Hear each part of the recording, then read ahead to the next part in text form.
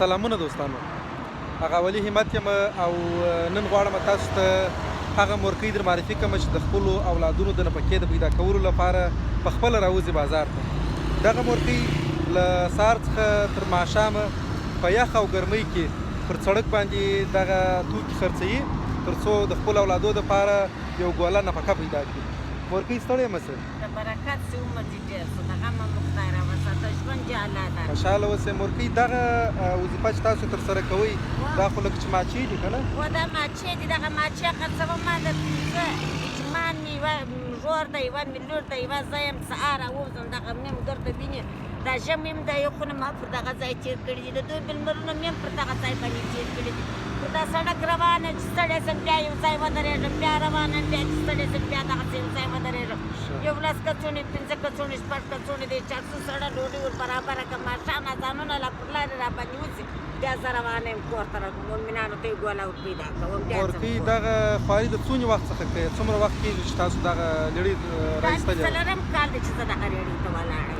په کورنۍ کې نور څوک داسې نه لري چې هغه تاسو ته وظیفه ترسره کړي او څه درته وګټي؟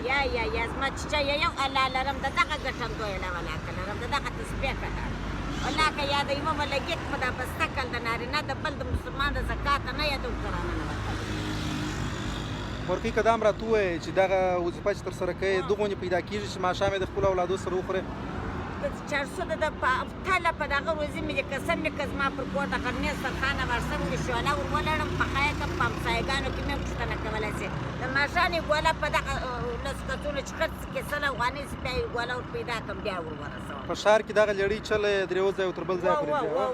یارې پر یوه بازار پر بل بازار یې ګرځم، بیا چې ستړی شم دغسې لمر مې واخلي دلته یو ځای سیاب ته کښېنم، یو ګوډی ناست یم مازدیګر بیا روانه یم، بیا په کاش یم. بس خدای تعالی دې تاسو ته هغه څه درکړي چې تاسو یې غوښتنه لرئ. خدای تعالی مو کارسازه سته. مورکۍ دا راته ووایه که چیرې دغسې یو دوکان درته برابر کړو په ښار کې، مطلب داسې یو ځای وي چې هم ته خپله دغسې خواري وکاږې، هم ستاسو دپاره یو ښه دوکان یې د عزت خواري یې، نو تاسو داسې هیله لرئ؟ خود یې لرم، خود یې لرم. یعنې تر دې لړۍ به دوکان شي.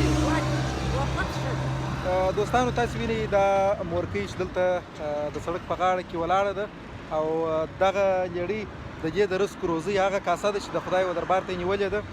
تاسو که چیرې هیله لرئ چې له دې مورکۍ سره مرسته او همکاري وکړئ، موږ درته په سکرین باندې شمېره پرېږدو، تاسو کولی شئ چې خپله هم تر دې مورکۍ پورې ځان راورسوئ او که خپله نه شئ کولی زموږ په ذریعه سره هم تاسو کولی شئ چې راسئ او د دې مورکۍ سره هغه مرسته او امداد وکړئ چې تاسو یې د غریبانو سره د کولو په خاطر لري. دا چې روژه هم را روانه ده او دا مورکۍ دلته په سړک باندې درېږي په سره ګرمي کې، نو دا واقعا ډېره دردونکې ده او دا زموږ تاسو دپاره یو ډېر په اصطلاح یو بد حالت دی چې موږ او تاسو یې وینو.